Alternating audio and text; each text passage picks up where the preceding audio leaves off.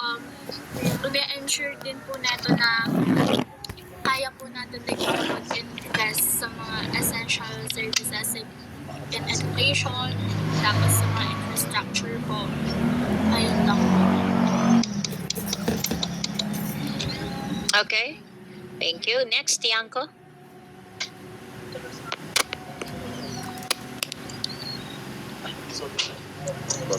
Okay lang. For me po, yung sagot ko po Tiangco. is, ma'am, rinig po. Yes. Economy is important po sa ating country because it serves as parang status po natin sa mundo and it is used po para mag-grow po yung country natin. Okay. So, thank you so much, Tiangco. Next, Domingo. Personally po, ma'am, for me, national development because we're in a third world country, so it reduces poverty and gives more chances for people to make money and help themselves out po. Okay, so thank you for your insight. Next, Vasquez. Rinig po ba? Yes. For me po, important po yung economy sa country natin since once po na magkaroon po ng growth po dito, mas magkakaroon pa po tayo ng mga good services po na maaaring ma-enjoy po ng bawat mamayan na naghahangad po ng higher standard of living po. Okay, so thank you so much sa inyo. Pa-raise ng hand ha. Pa-raise ng hand. Okay. Sino po yung mga... Okay. Sino pa? Okay, si Tiangco. Vasquez. Okay na. Ito, Toricampo, yung hand mo. Kanina ka pang naka-raise ng hand. Sino ba po? Wala na. Okay. Another set? Sino pa yung gusto na sumagot?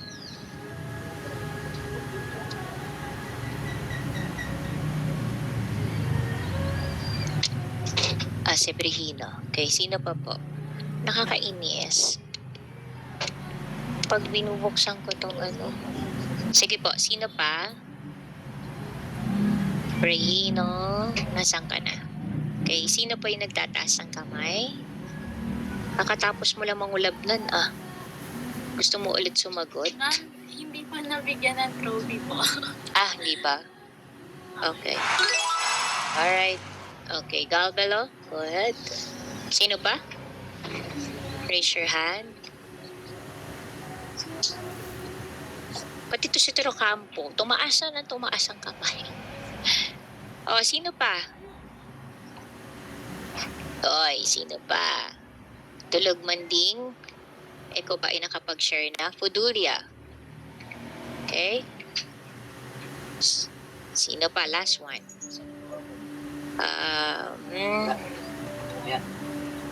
Si Galvelo pala nandiyan na. Okay, Naive. Okay. Sige po, go ahead. Brihino, you can proceed. Hello po, audible po ba ako? Yes po. Okay po, so I think economy is important because first of all, it's the baseline of everything.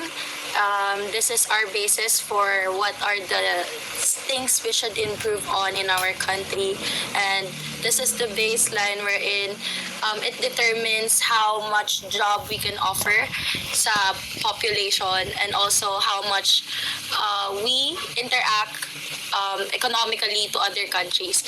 And another is that economy determines how developed we are.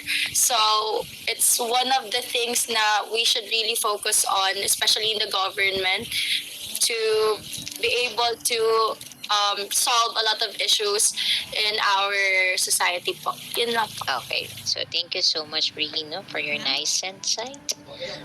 Okay, next, Fudulia. Ma'am, ako po. Yes? Si Galvelo pala, sorry. Galvelo, go ahead. Sorry, Galvelo. Rinig po ako. Yes po.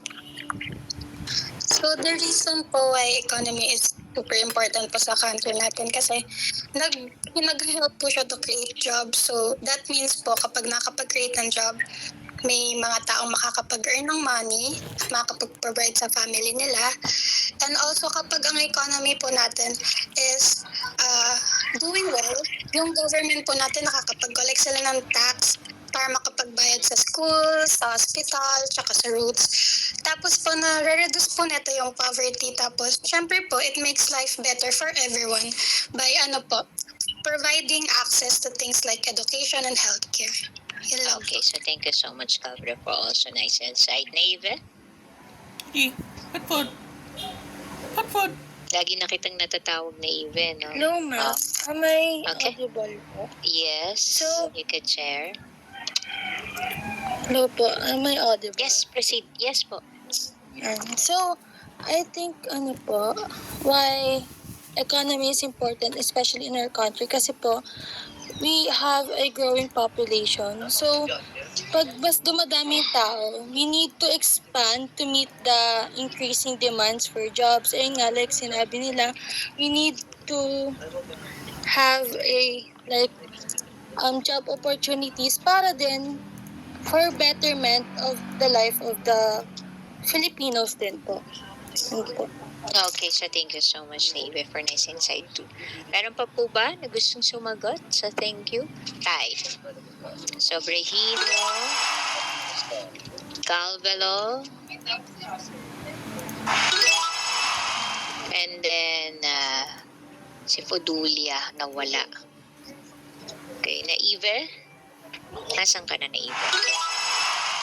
Okay. Oh, Fodulia, you can Tired of getting answer bombarded with it. ads? Then you gotta check Go out ahead. the Opera browser. With integrated ad blocker, Mahina. But Laksan that mo lang precious konti. iron, because over there somewhere, they've been Hindi ka naririnig. Ayan, okay na. Much better. Okay. Sorry po, nag-block ko po yung signal ko po. But It's okay. my answer po sa question niyo kung bakit po important ng economy sa isang country is more on how it promotes the global competitiveness po ng isang country. Kasi it is basically yung basis when it comes to standing natin sa international po. And also, it helps us attract more investment from other countries po to promote more stability and to offer jobs to more people po. Okay, so thank you so much. Meron pa bang gustong mag-share? Bago ko mag-end? Okay, so mukhang ayaw na nila, so sige. Okay, kasi yung mga natawag ko actually, same lang din, sila lang din yung mga sumasagot. Okay? So the rest, ayaw na. Kasi yung iba talagang sobra-sobra na. Okay po. So, why economy is important? So, because they give economic growth and also development. Nagkikreate sila ng job. Ano pa? Poverty reduction, government revenue, global competitiveness. Ano pa? Meron tayong tinatawag na economic stability. When we say economic stability, this is a stable economy that ensures consistent growth. Okay? Controls inflations and also mitigates the impacts of recession, which is crucial for maintaining public confidence and social stability. So we have also the infrastructure development, the technological industrial advancement, and social being. Bakit kasama yung social being? So in economic, like for example, economic strength improves access to education, the healthcare, and also social services that creating more equitable and harmonious society. Kasama rin dito yung national security. When we say national security, this is economic stability that contributes the national security by reducing social unrest and enabling investment in defense and also in emergency preparedness. To sum up, okay, our discussion for today, we all know that economy is the backbone of a country, shaping its future and ensuring the prosperity of its citizens. And also a well-managed economy allows a nation to thrive and also remain resilient in the face of global challenges. So, hoping po ako na this all are the topics that I shared to you. Okay, give you the learning, the knowledge, and the lessons, and also the experience. Kasi kasama dito yung cultural show ninyo. So baunin nyo po ito. Okay, na ala-ala. Okay, so again guys, ay di pala, check pala ako ng attendance muna bago ko kayo palayasin. Okay? So, say present po ha if nandyan kayo. Kasi pag di nagsalita, hindi ko kayo ipipresent. Okay? So, si Aquino, Avendaño, Bagitan. Present, ma'am. Present po. Okay. Brehino, Comandao, and Credo. Present po.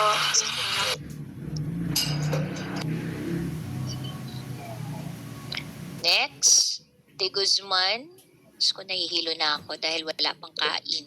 De Guzman and Dulog Manding. Present po, De Guzman. De Guzman, ano to? Nico? Nico, on and off ka sa klasiko. Alam mo ba sa finals? Nico Dalawang po. beses lang ang ipinasok mo. My gosh. Okay. Dulog Manding and Domingo. Present, po, Dulog. Fodulia and Francisco. Present po. Next, Galarpe and Gavelo. Present po. Guzman and Eldefonso. Present po. Next, Owab and Present po. Maulabnan. Present po, Mangulabnan. Next, Mitra and Naive. Present po. Present po. Next, Nolasco and Obilio Honey. Present po. Next, Ocampo and Painaga. Present po, Ocampo.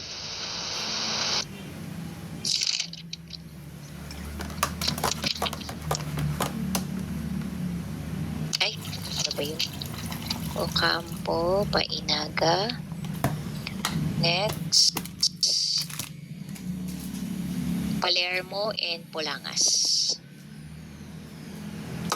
Present po. Next, Rabino. And okay na. Ano ba?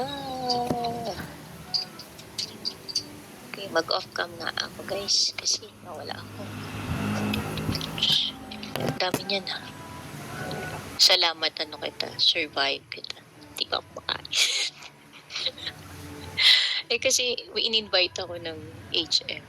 Tapos hanggang alauna wala pa. Nahilo na nga ako. Check. Okay, next. Nakanino na ako. Sorry ha. Tapos nahihilo na ako. My gosh.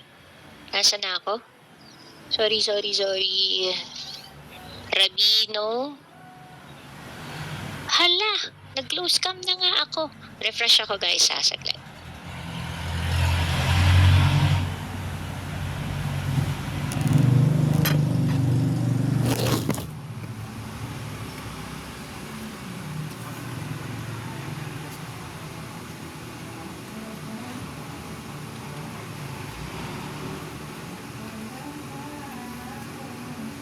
Oh, wala ako.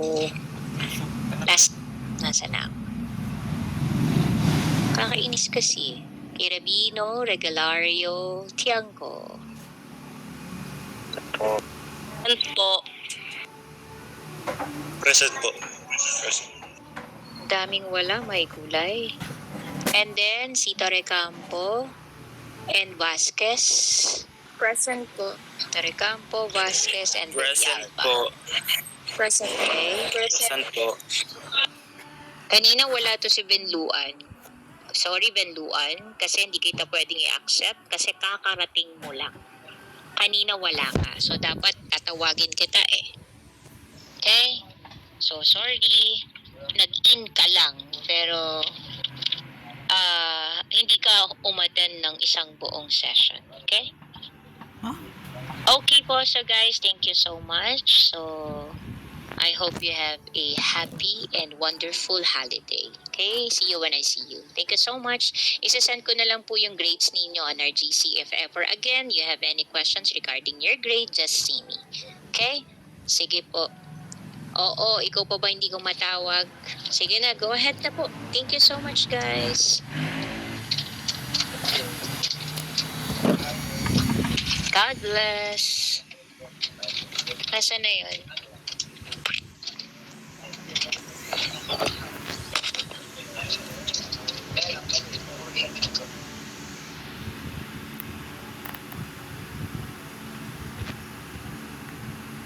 No.